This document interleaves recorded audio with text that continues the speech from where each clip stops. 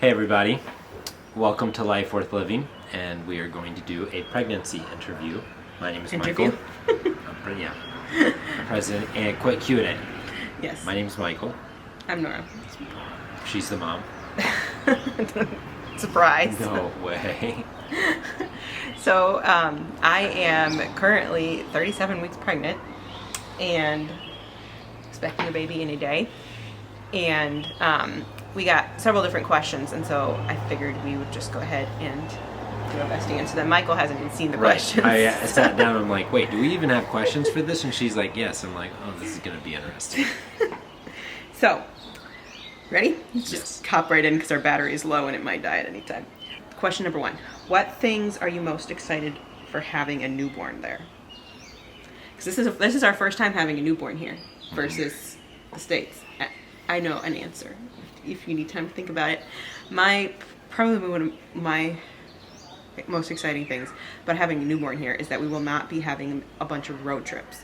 This will be the first time that all 3 of our others were born in the States, and we had massive road trips during the newborn period. Corban was like a week old when we first traveled. Kezia was 2 weeks old. Ellie was even under that because of the situation around when she was born. So this time we won't be taking any road trips. I am looking forward to having a newborn, and we're in a home. Like, we're in our home. Yeah. Like, our space. I think every other newborn we've been in a hospital or someone else's home. Your mother, My parents' home, your parents' or home. our hospital, yeah. And so, like, to actually have a newborn and be in a own home situation. Although when Corban was born, we were kind of in our That's own true. place. That's true. I did forget about that, But it's been a while. it's been a while. Yeah, so He's 6 6. years. So I'm looking forward to having that again, but also just having it as a home birth in our home Yeah. is a whole new experience. Yeah. Okay. Have you had any complications with this pregnancy that you had with others? It's not a complication. It's just a symptom of this pregnancy. What? You've had no complications. Oh, But- why are you but- laughing?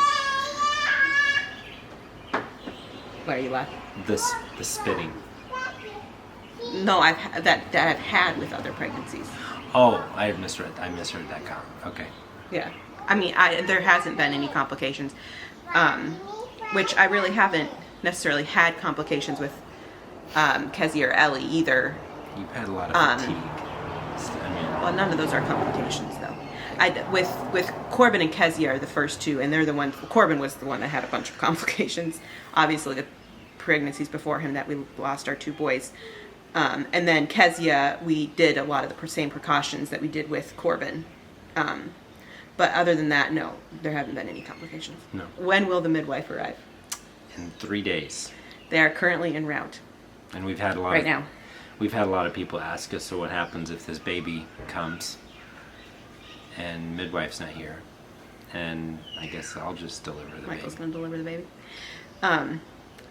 Yeah, so she gets here in just 3 days. So we're almost there. We're almost to the finish line. And now I just know she's going to get here, and then the baby's just not even going to want to come. And it's going to be like wanting to go past my due date. I have not, all of my babies have been born between 38 and 39 weeks. So I haven't ever had any beyond 39 weeks. So this is good. It'll be interesting to see when this baby decides to come. Yep. But, okay. Are you going to miss your epidural? Did you have one with Corban? No. Have you had one? Yes. No? Yes. Kezia. Yeah. So I've only had one epidural ever. So with Corban, I couldn't have an epidural. It was off the table because I had just had a heparin shot. And so I had not passed the time for when I could have the epidural, and he was born before that. Which I was wanting to do it without any pain meds anyway. And that was the option was removed from me, which I may have caved during that labor if... You asked for some clarification. I did. You did. You were like... I think I was pretty close to transition at the time, and I was like, so how long do I have until I can get... You're like, so, I know, you said, like, so epidural's out of the question, and they're like, yes. You're like, okay. I just needed to know in my mind, like, I don't, it's not even an option. So, then with Kezia, I ended up having an epidural because she was induced, and then I had problems with the cerclage removal. And I don't think we've ever actually really shared her birth story on here. But anyway, I had problems with the doctor that removed the cerclage did not know what he was doing, and he did it wrong. And so when I was being induced and everything, I was not dilating at all. Like, I made no progress in, I think it was like 5 or 6 hours. And so the doctor said, I think I need to go in and make sure that the cerclage is not causing problems with dilation, but I'm not going to do it without an epidural. So I ended up with an epidural, but then it ended up not being a problem, and she was born, I think, like an hour after I ended up getting the epidural.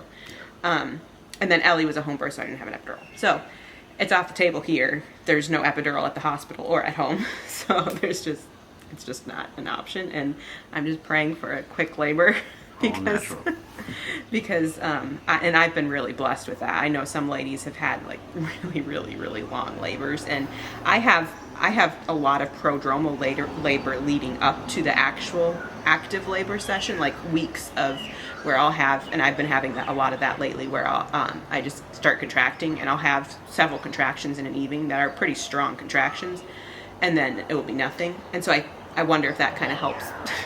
And having a birth here in her home in the Solomon Islands is a dream come true for Nora. I'm the one that has had to take time to warm up to it. And yeah, I just wanted to... You wanted to specify that? That I'm not forcing There's you. no epidural for you, babe. Yeah. I know you probably want one. No. Honestly, the epidural I don't like was that going in my spine. Yeah, the epidural was a little bit scary for me when I did get it. Just because I've heard the nightmare stories of, damage it causes and stuff. So anyway,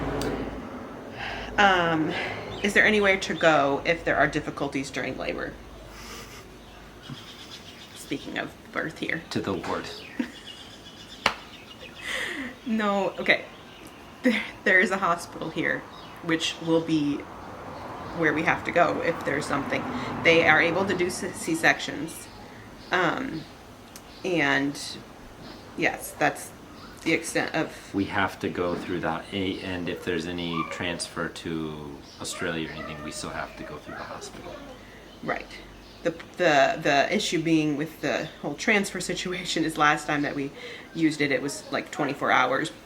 So that's, from the time that we got to the hospital to the time that we got to the hospital in Australia. So it's not necessarily, in case of any kind of emergency, that usually is going to be, the emergency is going to be happening within those 24 hours, and it's not going to happen. We're not going to have enough time to get somewhere. So there's a lot of faith and trusting God that He's going to take care of the baby and I. And I think part of my confidence in this, other than just growing my faith in God, is when I was pregnant with Corban and I had the blood clot, I had a DVT, and did a bunch of research and talked with the doctors and everything on that. And the statistics of moms dying in hospital with a PE, like with a blood clot to the lung, is quite high. Even in the U.S., even where they have it, it's instant. They don't even have time to respond most of the time. A lot of the time. So whether I'm in the U.S., I need God's protection, or whether I'm here, I need God's protection. And ultimately, I'm in His hands, and the baby is in His hands. And we don't want to be stupid. We want to be wise with everything. But none of my births have given me any indication to need to take precautions. Every single one of your deliveries have been fairly smooth. Very smooth. I haven't had any problems with bleeding. I haven't had any problem. I haven't had any major complications or anything surrounding birth. For you, it's always just been getting to that point of delivery. Yeah, that's the part. That's the hard part. Are you going to vlog the birth? I'm going to be busy.